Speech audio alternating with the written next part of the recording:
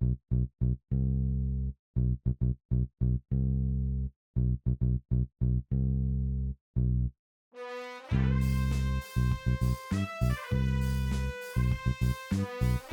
everybody, and welcome to a brand spanking new episode of MovieKombat. This is episode 2, The Incredible Hulk. This is the MCU's Incredible Hulk. This is always such a confusing thing because I haven't seen Hulk in so long. Not this movie. Hulk. That movie.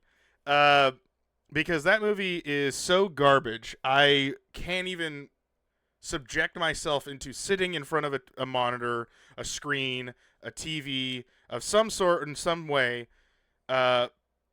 without going, man, I'm about to kill like 2 hours of my life right now. So I choose that this is I don't remember if this movie is picking up off of Hulk, but technically this movie does do its own thing. It is that Hulk movie. The Hulk movie is not considered an MCU movie. This is the only Incredible Hulk that is considered the MCU Incredible Hulk.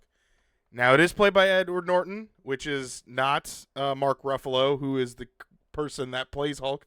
I can't remember why he didn't do it again. I don't know if they just didn't offer him enough money. I can't remember what the reasoning on what it was, but nonetheless, he is. The Hulk movie was decent. Yeah, it's interesting. It is a very, very weird scenario that this movie falls into because it just feels like a different movie. It doesn't feel like an MCU movie, but it also does feel like an MCU movie. 2026, there will be a new Hulk. Yeah, but I don't know who's in charge of that. I mean, I know I saw your post and I get that, but like when I was looking at, I gotta read more into that. I didn't, because Hulk is in a very, very weird licensing agreement, and like the Incredible Hulk falls into, like specifically, just him falls into the hands of Universal Studios. They have the rights to making movies of him. They don't do it. And they haven't done it. And I don't know why they haven't done it, but they don't do it. And in order for them to make the movie, as far as I was aware, they're just not able to. Like it just fell into the same thing that like 20th Century Fox. You know what? Let's put this in the bag. Let's look this up. Why has the MCU not, it has to be here, not had an Incredible Hulk standalone? While Ruffalo has started as Hulk in Marvel movies, the rights to the character are actually owned by Universal Pictures. Yep, predating Disney's 2009 acquisition in Marvel Studios. So this is still a thing. They do still own it. Marvel, and that's the weird thing, is like Marvel, when they were doing this whole sign everybody to whatever they need to do because they need to make money to make the comic books, and that's why we got Blade, that's why we got the Fantastic Four. That's why we got Incredible Hulk. That's why we got Iron Man, Daredevil, Spider-Man, all the X-Men movies. They were all split across the entire all these different studios because they didn't have a Marvel Studios. They didn't exist. It just didn't happen. So Iron Man happened, and they actually made the first ever Marvel Studios movie in conjunction with Paramount Pictures. So that's why Paramount was the first thing you saw. You didn't see a Marvel flip or whatever. You didn't see all of the normal stuff that you would normally see in Marvel Studio or Marvel Cinematic Universe one. And so that's why that movie was made that way. And Disney did that too. They didn't make a lot of those types of live action movies. So even if they would have owned that company, Paramount made like a lot of movies that were eventually that became Disney movies. Like the Chronicles of Narnia was a Paramount made movie, but Disney helped make it. They do that all the time. But anyway, Disney had no association to Iron Man at the time. They had no association to this movie either. This is a Paramount Pictures movie as well. So, or actually, sorry, this is a Universal Studios movie. Universal made this. Universal owns this property. They get to make the movie. Now, the way that a lot of these companies have lost their rights to it is they didn't make any movies. So that's what I want to know. Like, I'll look this up too, just to kind of clear the air of like why Incredible Hulk has not gotten a movie. But like, so the reason why 20th Century Fox lost the rights to the X-Men and lost the rights to Fantastic Four is because the deal with Marvel Studios was that if we make a movie or have a movie in production, I think I'm going to throw this out there. It's like within 5 to 7 years, they are required to make a movie or have a movie in the chamber. And if they do, then Marvel does not get them back. So that means Disney will not get that character. So, for example, the X-Men. If 20th Century Fox was to make an X-Men movie within the 5 to 7 year gap, I think it was 5 years, so we'll just use that. The 5-year gap, if they have it in production, if they're working on it, if they're doing whatever, then the clock resets until that movie comes out. Then when the movie comes out, so let's say it's 2025, they make an X-Men movie, boom, 2025, they now have until 2030 to get one going again. Otherwise, if that lapses, Marvel gets the rights back, ergo Disney gets the rights back to the X-Men. And that's what happened. Eventually, actually, they bought 20th Century Fox. They were like, fuck it, we're just going to buy the company, and then we'll just get our rights back. So that's how they got the X-Men. The Fantastic Four were, that did lapse, and that's how they got Fantastic Four back. But the X-Men they bought when they got 20th Century Fox, because those were who were making those movies. And then Sony, now you know why Sony makes dog shit Spider-Man movies. Because if they don't, then they lose those rights. Then Marvel will get Spider-Man back, and then Disney will get to do all of that stuff. But right now, the deal and the handshake is you get to do Spider-Man. You get to have Spider-Man whenever you like, all that stuff. But when we want Spider-Man, you give us Spider-Man. And then we get all the money for it. In exchange, we will give you a character that you can put in your movie for the same amount of screen time. And so that's how in Homecoming, Iron Man shows up and that whole situation. So that is that deal, and that's why we get dog shit Spider-Man movies. That's why we get the villains, the villain movies, not the dog shit. Like anything Spider-Man's in is not bad. Venom, Kraven, all those types of movies, those are the reason why we don't have to work. Because then Sony goes, well, we just made a Spider-Man movie, so I guess, we get the thing back. Because they get everything. They get all those characters. Anything Spider-Man is involved in, they get those rights to do whatever they want with until they don't have anything in coming out.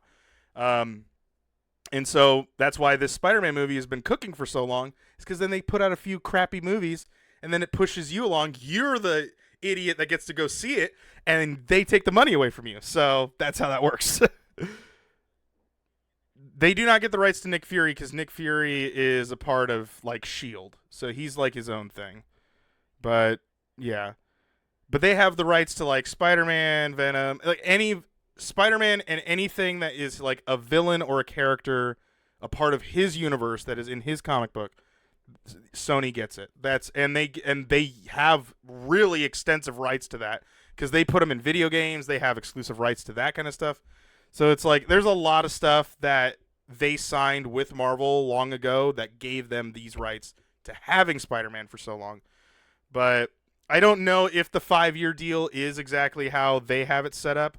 It might be a different time frame, but that was pretty much how they all are. And so if they don't have a movie cooking, they can't provide the fact that, well, you're just going to sit on our character, because then Disney could go to court. Theoretically, Disney could be like, hey, this is the thing that we own, and they're not doing anything with it, and we want it back. And they're like, you know what? You're right. You're not doing anything with it. Kung, kung, take the character and go off. Like, that's how, it could easily go. But yeah, so Sony keeps putting out those shit movies. So now back to Incredible Hulk. This guy is the only one that Universal owns, and that's why it even goes into the theme parks. Over on the Orlando side of, when you go over to the East Coast of the United States and you go to Universal Studios, this and all the Marvel characters are in a theme park. And that's a whole other thing because Marvel signed the rights to theme parks over in Orlando over to they signed a lot of characters over to Universal Studios.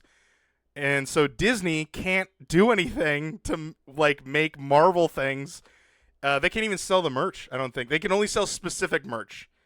I think it comes down to like certain characters Disney is actually able to sell at Walt Disney World.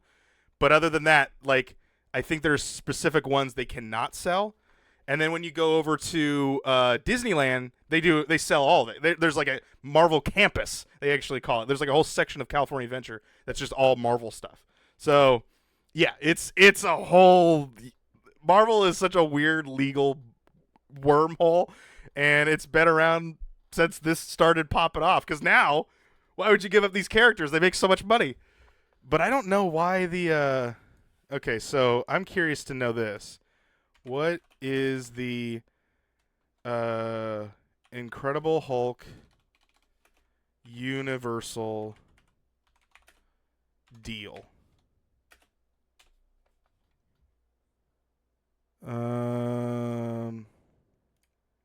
Currently, Universal only holds the distribution rights to Hulk films, but it cannot produce any of its own Hulk films. Marvel Studios does not make any solo films because they would. Okay, now this I feel like is going to answer this question. Okay, okay. Let's see.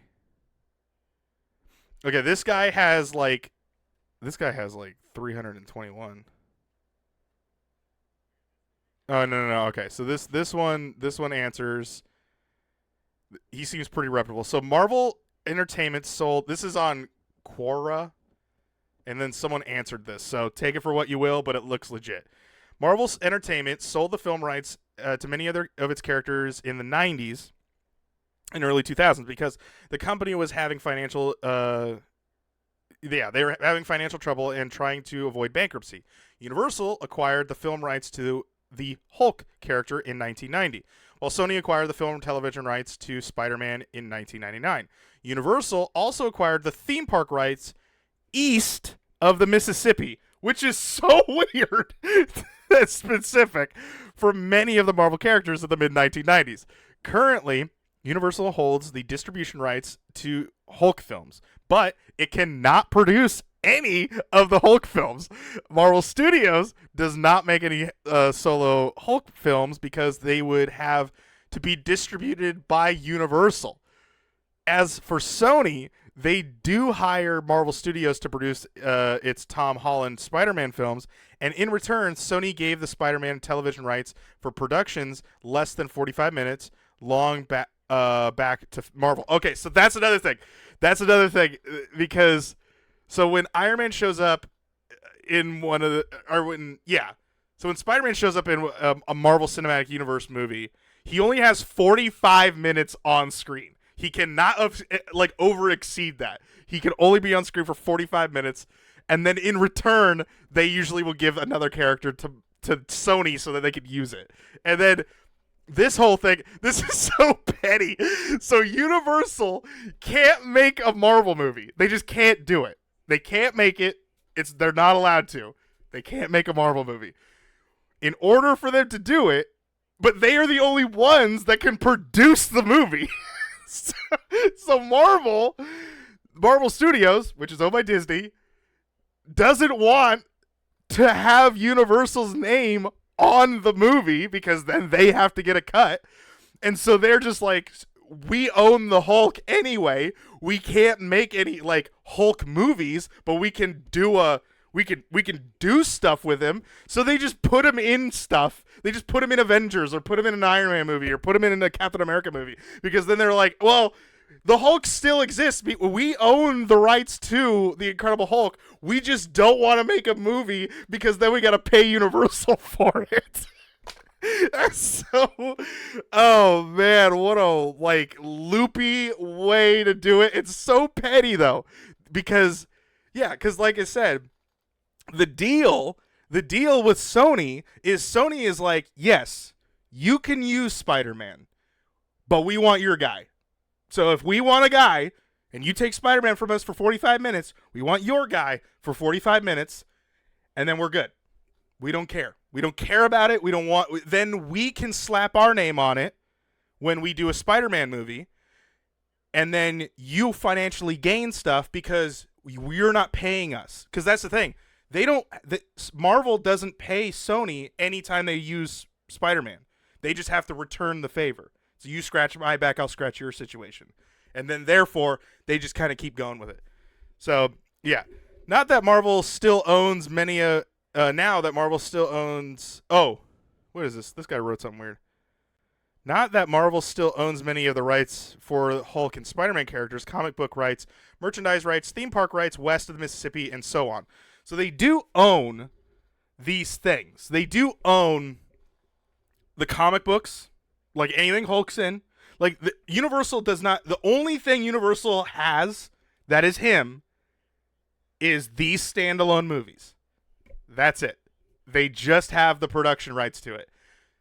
And that's the thing, is like, essentially, Marvel could do whatever they want to it. They could make the entire movie. They could do whatever they want to it.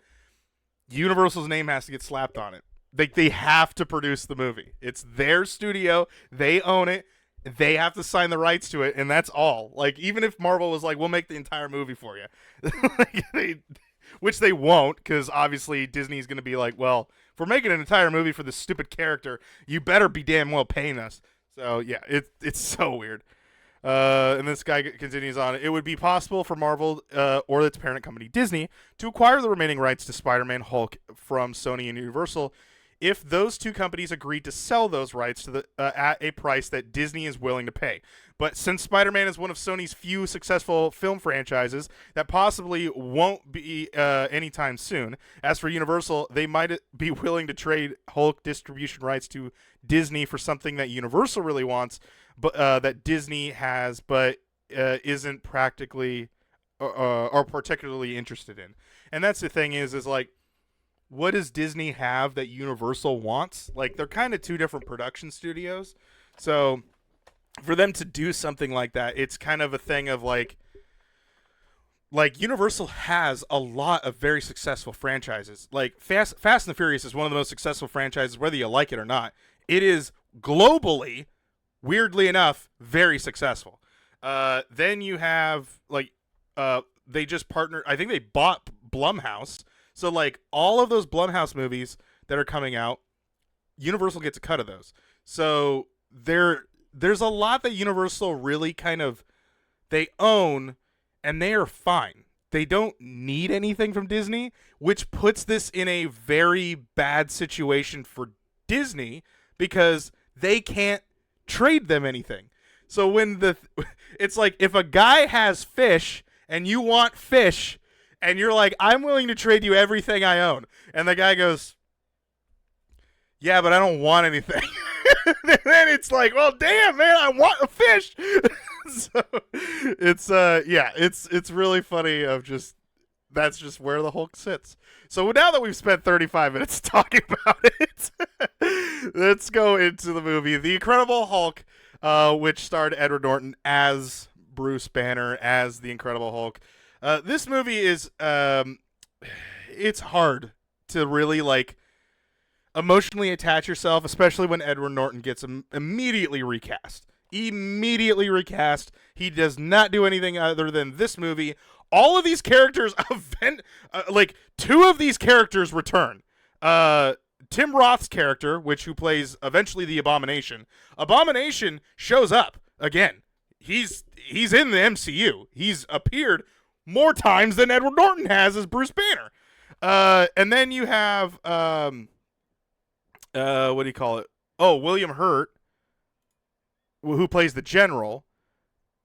And, right? Right? Why are these pictures are so old of him? That's not right. Is this really him? Can we get dude, this guy needs to like seriously update his Okay. Well, yeah, right. Wait a minute. Wait.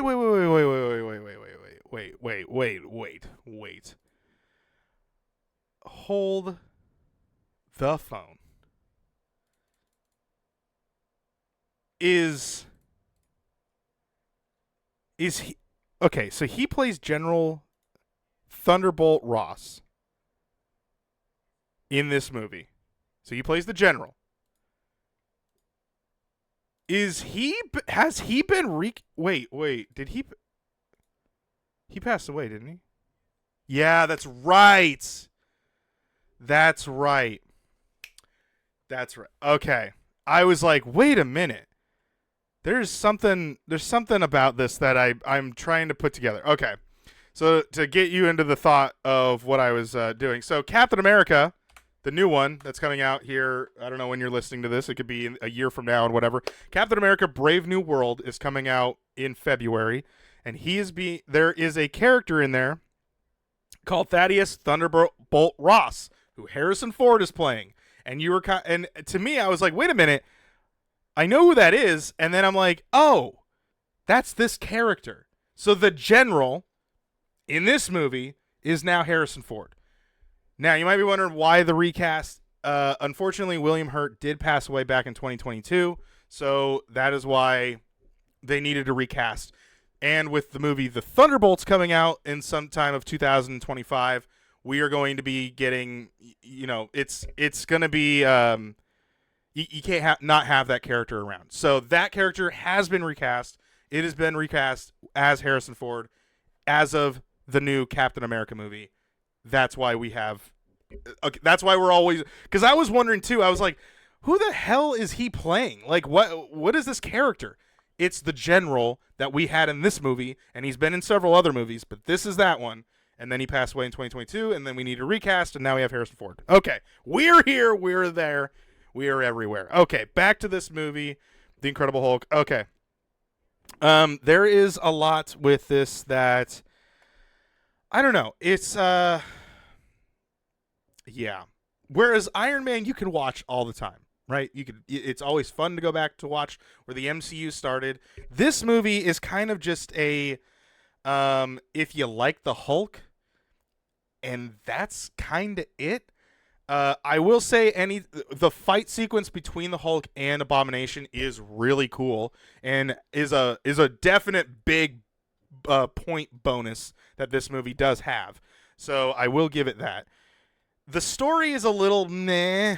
I don't really give a shit. It goes on a long time to get to where it needs to go because essentially the point of the movie, when you watch it now and as someone that has seen every MCU movie, the point of the movie is to get Bruce from the West Coast to here, to the New York City.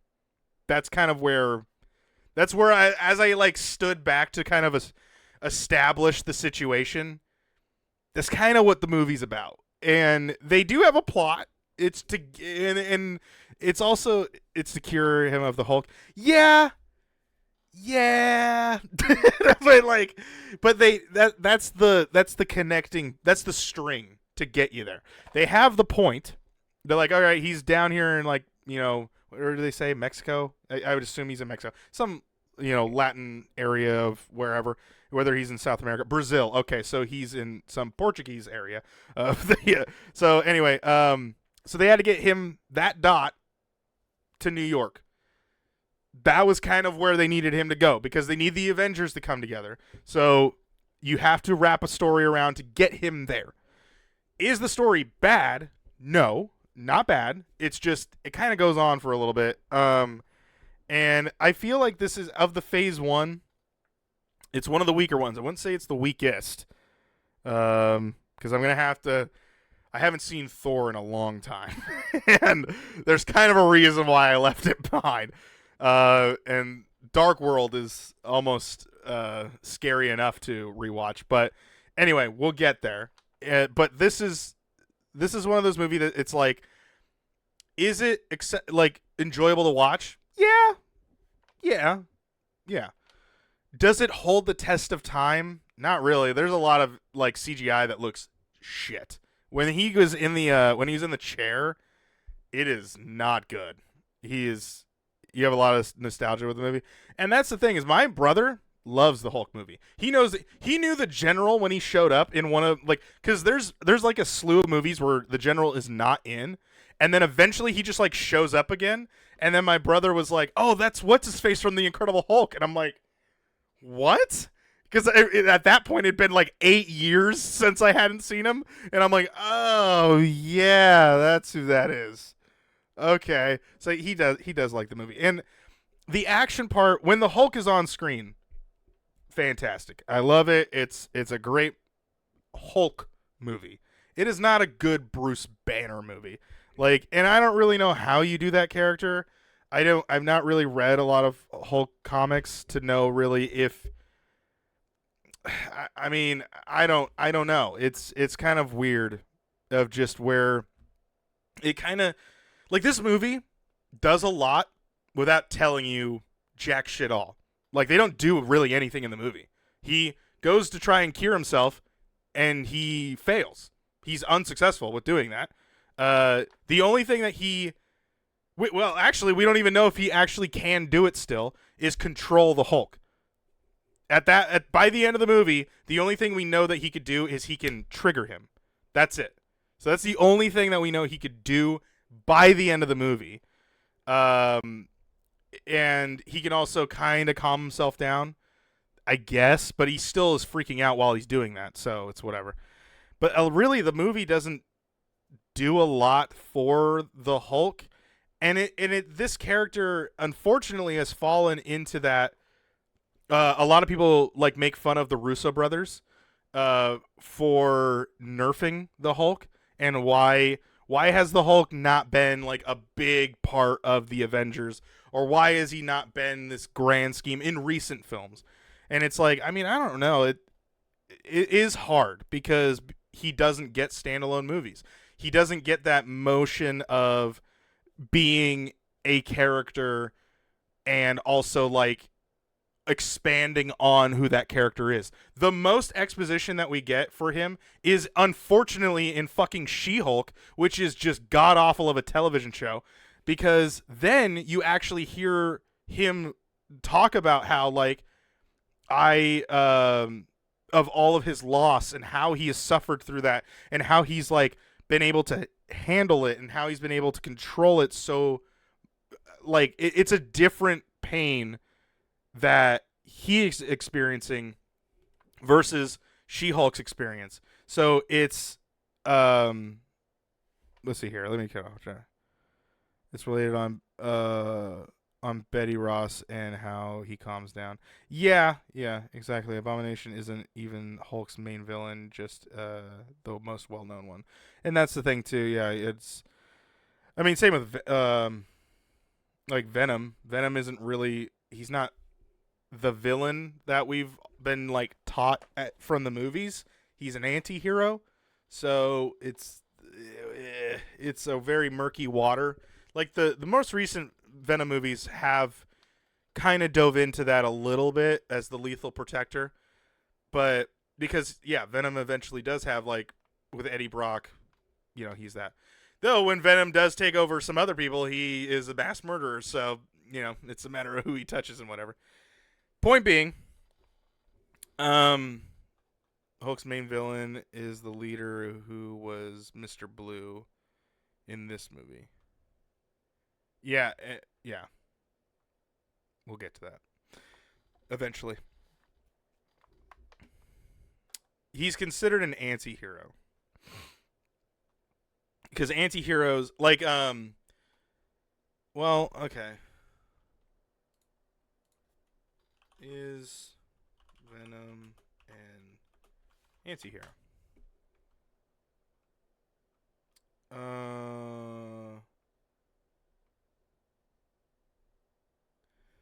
Since his debut, however, Venom has evolved into an anti-hero. So there you go. Yeah, because he eventually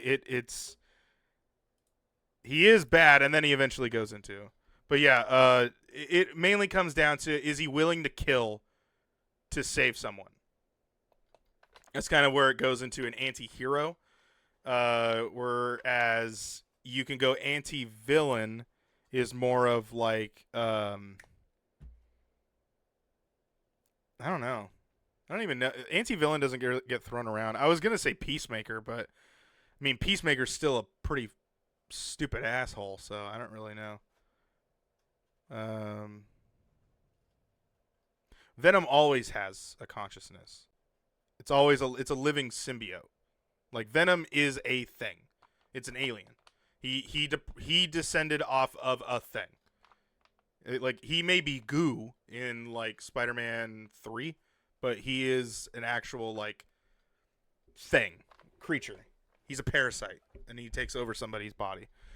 He actually one time there was there was like this kid that was that loved Venom, and then Venom and Eddie Brock showed up at the hospital, and then the kid was like dying of cancer, and so he wanted Venom. He wanted just to see the power of Venom, and so when Venom went to the kid was so much of a tyrant in his mind of power, going from like being deathly sick to then having so much power with Venom, that he eventually went off and like I think he killed a lot of people with him. So I'm not entirely sure how that story ends, but that is the thing that happens. Carnage is technically, he's a symbiote. He lives and breathes, and he goes into creatures and whatnot. Well, yeah, Loki would be the closest to an anti-villain. Okay, yeah, okay, there we go. Because but then he became an anti-hero. He actually doesn't kill when he becomes more of the hero. Anyway, we'll get into that later. So, the movie. We have, like, gone so far off in so many different ways with this movie. But, yeah, this movie with Hulk is, like, it's just, I don't know. I don't think it holds up. I don't think it really is for someone that is like, I want to watch all of the Marvel movies. Which ones are the more important ones? Tell me which ones are the more important ones, and then I'll watch those, and then we'll go like from there. If you're wanting to watch all of them, then you can go back and like obviously add this to your watch catalog. But for someone that's like, just tell me which ones I need to go. There's 20 some odd films. Tell me which ones I need to watch. I wouldn't recommend this one to be like to everybody. Funny enough, in my hand right now is a key to Universal Studios hotel. This is it has the Incredible Hulk on it. But yeah, I mean, I don't know. It's not a bad movie though, and that's kind of where like I don't want to make it sound like it is. I think with the character development of Bruce Banner in this movie is very important, to go from him not being anybody that like to himself, that he feels like he can only hold all of this to himself, to then going, actually I do need help. I do need to talk to people about this. I do need to extend the olive branch to try and solve this problem. He does that. Unfortunately, there are douchebags that are preventing him of doing that, so then he has to go back into hiding, and then eventually he will come to terms with that. But yeah, so that's kind of where I think the character Bruce does evolve and does take a step forward in this movie. But like I said, unfortunately, he hasn't had one since, so it's very hard for this specific, like, for the Hulk to go anywhere and to put itself in, like, for Hulk to be more explored. It's really hard. I think overall boils down to if you are a fan of Hulk. I mean, I guess so, but I also think that like if you are to watch the MCU movies, this isn't bad to watch. It's just kind of like, I don't know. I'm trying to even think of importance, because it starts with him being secluded and it ends with him being secluded. And the only thing that's changed is that he now can control to turn it on. That's really all we know that he can do. And eventually he will be able to turn it off and on, but yeah, he's able to control it on and whatever. Yeah, so anyway, let's head over to IMDb Corner before we head into our reviews, because we have kind of talked this one to death of a whole bunch of other things that really are not important. So let's talk about the actual movie. So let's go into my favorite thing, the taglines. Taglines are things that are put on the poster that are to sell this movie as you walk down the aisles or the halls of a movie theater. So let's take a look. There are quite a few, actually. On June 13th, get ready to unleash the beast. Okay. Next one is, this summer, our only hope is something incredible. Okay, that one's pretty good. The second one's pretty good. This June, a hero shows his true colors. That is awful. That is too on the nose. That is a cringy dad joke. No, do not. That is bad.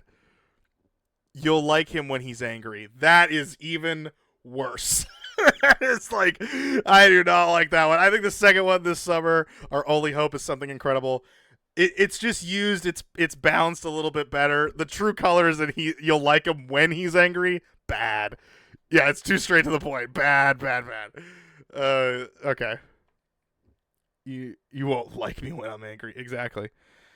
I forgot. There were things to keep track of in this movie, which were how many times does the superhero's name get said? Superhero landing. What? Walk away from an explosion. There are a lot of explosions in this movie. Superhero character gets a kiss. A Stan Lee timestamp cameo. Like, when does Stan Lee show up? And are there any extra stingers in the movie? How many times does the superhero name get said? 5 times, which is, compared to Iron Man, 1 less that I actually got. And yeah, and this one was a little more spread out. They like kind of there was the stupid one where they're like, he was so big, like they're interviewing some guy and he's like, they're so big, he was like a Hulk. First off, Hulk, that's not a thing unless you're referring to this thing. Like, hulking thing makes sense. He was so big, he's a Hulk? What? No. Like, it's not, I don't know. And then it's said by, like, soldiers, and then it's said, obviously the very famous Hulk smash is said in this movie towards the end. Superhero landing, there are no superhero landings. He falls a few times, but he does not do the official superhero landing. It would have been kind of weird if he did, because he's kind of big to do something like that. Walk away from an explosion. He walked into an explosion. Explosions happened around him. He never, like, fully did the walk away from an explosion. Explosions were happening around him. He was walking around them, but it wasn't, he was walking away from them. So, yeah, a 0 for that one. How many times does a superhero get kissed? Bruce Banner gets kissed 3 different times in this movie. He gets kissed by Betty, and that's her name, right? I always forget her name in this. Yeah.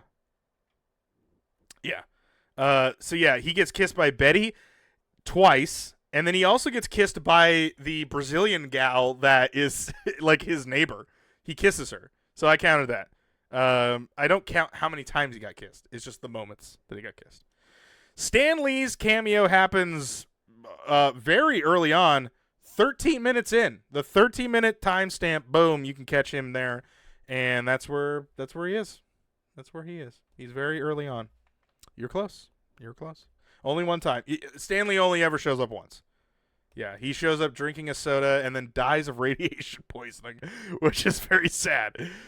Extra stingers. Is there a stinger at the end? There is nothing at the end of the credits of this movie. The movie just kind of keeps rolling, and then it comes back to the general sitting at a bar, and then Tony shows up, talks about the Avengers Initiative, and that's how they do it. They do not do a stinger because that was not a normal thing yet. The Avengers thing, when Nick Fury did it, was kind of the first time that they had ever really done something like that. Cars does that at the end of the movie. Or not Cars, Pixar movies do it. But yeah, there was never really live action movies that were doing something at the end that were like plot inducive. So yeah. He doesn't die, he just got gamma poisoning. Oh, they did. I thought they said that he did die. But eventually dying at the hospital. I thought is what he said. Yeah, I thought they said he like got gamma poisoning and then eventually died at the hospital. But I could be wrong. So anyway, back to this. Oh, he was in the okay, so they didn't update on that. Okay, makes sense. So let's take a look at some trivia here. According to Tim Roth, Ed Norton rewrote scenes every day. Norton and Liv Taylor, who played Betty, also spent hours discussing their characters' lives, especially before the Hulk. Liv Tyler is what her name is. Is Liv Tyler? I mean, she's been in a lot of things, but I there's something. I thought that's right. Steven Tyler is her dad. I forgot about that. Steven Tyler, the lead singer to Aerosmith. If you wanted to know that fun fact trivia, that is his daughter. I was like, I know Liv Tyler has some connection, and I can't remember what it was. So there you go. There's a fun fact for you, that she is Steven Tyler's daughter. So there you go. Paul Soles, who portrays Stanley Lieber. Okay, hold on. Who is that? Okay, we don't know. The owner of the pizza shop. Oh, okay. Provided the voice of Bruce Banner, the Hulk, in the Hulk movie, or the Hulk animated series, and later went on to provide the voice of Spider-Man and Peter Parker in Spider-Man 1967. The character's name is another tribute to Hulk co-creator Stan Lee. Stan Lee's birth name was Stanley Lieber. Oh. No, I don't know.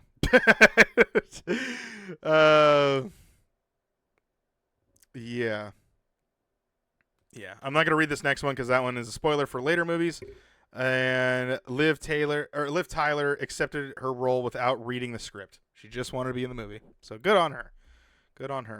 Originally, Abomination was going to return as a supporting antagonist in Avengers: Age of Ultron, but he was cut. So there you go. So let's take a look at some other stuff. Let's look at some crazy credits. In the opening credits, a blueprint of the Sonic cannon at Culver University can be seen, bearing the title Stark Industries, indicating that it was Tony Stark of Iron Man who built the cannons for General Ross to use against the Hulk. Stark himself appears in the film's closing scene. The opening credits sequence is a flashback showing how Bruce Banner became the Hulk and details his subsequent run from Ross, inspired with military documentation, archiving. Okay, his process. There you go. But how would they add Abomination to Ultron movie? That is true. When we get to it, if we ever get to it, you'll wonder the same thing. You'll wonder exactly like how the hell were they going to do that? So, yeah. The movie's budget was $150 million estimated. Opening weekend in the U.S. was $55 million. This is 2008. Remember that. This is that year of 2008. Iron Man is probably still in theaters. So these movies are probably in theaters at the same exact time. Gross U.S. and Canada, $134 million. So it actually flopped, unfortunately. That's kind of a bummer. It grossed worldwide $264 million, $770,996. So it made its money back and then probably made enough money to the studio, and then that was it. That's kind of where they left it. Yeah, it's not a success if you only make $110 million back, because that's a lot of money that they could have used to do something else. Like if they made $500 million, that's a success. That's a boom boom. But yeah, they grossed it. It didn't even make its money back, which is kind of a bummer. I don't think it's that bad of a movie. But again, 2008 was rough. That is a hard year to come out as, and yeah. So, yeah, The Incredible Hulk. That is that movie, and I mean, again, it's not terrible. There's a lot of characters that are actually in this movie that do show up quite often. So, for example, General Ross, that character is a very key character in a lot of the Avenger movies to come. Doesn't show up for a while, but he is a very big ploy in these movies. So, the reason to come back to this. My thing about this, and I will give my review now. And here is the rating scale that we have for Primal Target. This is the official rating scale, the review process. Is it unplayable? Absolutely not. It runs. It does its thing. Is it trash? I do not think so. Is it horrific? No, not even close. Terrible? No, because I've seen a terrible Hulk movie. Mediocre? No, it's better than that. Meh? I think it's better than a meh. Is it worth a borrow? I do think it's worth a borrow. Is it worthy to own? That's where I stop. I do not think it is worthy to own it. I think it's good to watch it here and there. If it was on, going back to watch it every single year, I would not do. That's where I would throw into eight's category. Like Iron Man, I think Iron Man could be watched once a year, and you would still enjoy the movie because it's just a good story. I, for one, am going to give it a 6.9, mainly because the movie does have really good action sequences. It does give a little bit more to Bruce Banner in its own right, removing it from the Avengers timeline at some point in time. It is a movie that does... I mean, it's tolerable to like get through, because there's some movies, for example, that Hulk movie, that movie is a fucking book report. It is so awful. I cannot get through it. It sucks. It's so boring, and it's like watching paint dry. It's not fun. This movie does have enjoyable moments, and it is fun. I think Edward Norton did a pretty good job as in The Incredible Hulk. You know what? Now let's see why he didn't come back, because now I am curious to know, why did Edward Norton stop being the Hulk? Edward Norton was fired from the role and recast. Kevin Feige issued a statement shortly after saying, quote, "Our decision is definitely not one based on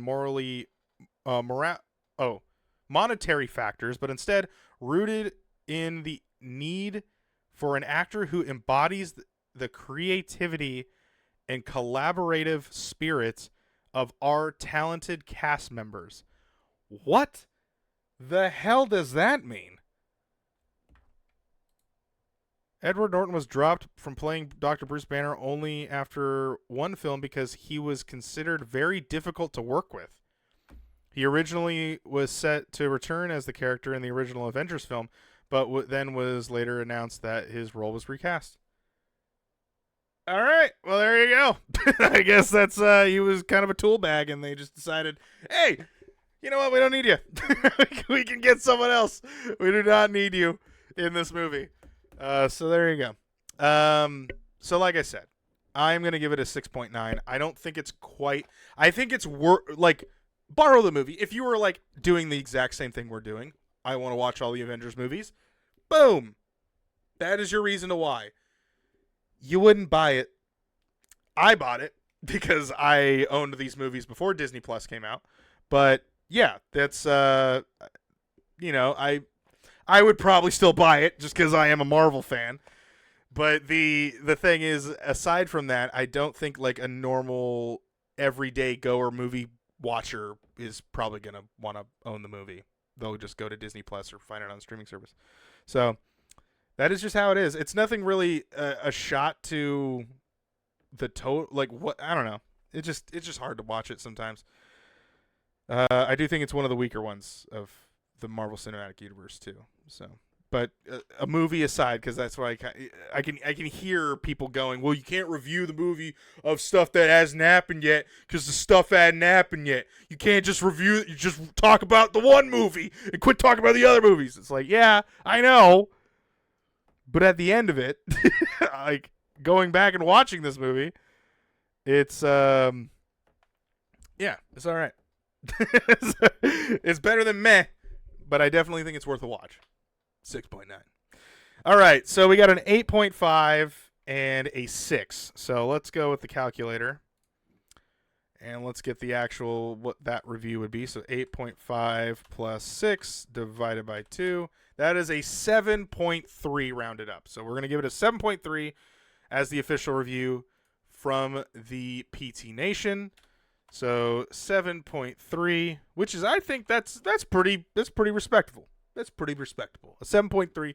I'm actually curious now what IMDb had it at. Yeah. Let's see here. Oh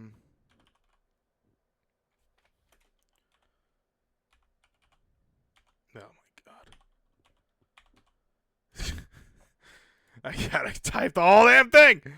On IMDb, so it has a 61 on Metacritic, which would be a 6.1, and then on IMDb it has a 6.6. So there you go.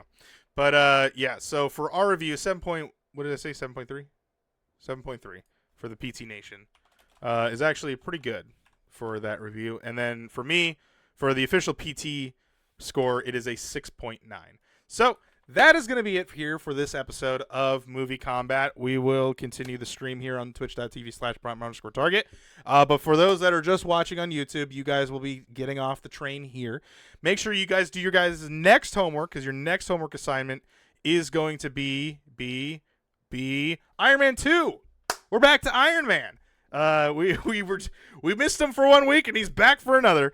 Iron Man 2, the only sequel to one of these movies. Kind of an interesting one. So there is that. So we're gonna watch Iron Man 2. That is the next one, a part of the MCU, and that will be next Monday. So make sure you tune in next Monday at 8 p.m. Pacific Standard Time, and you guys can watch live here on twitch.tv/Prime_Target to join in on the party and go and review it yourself to be a part of the official PT Nation score. That is gonna be it. Thank you guys so much for watching, and I'll see you guys in the next video. Good night, everybody.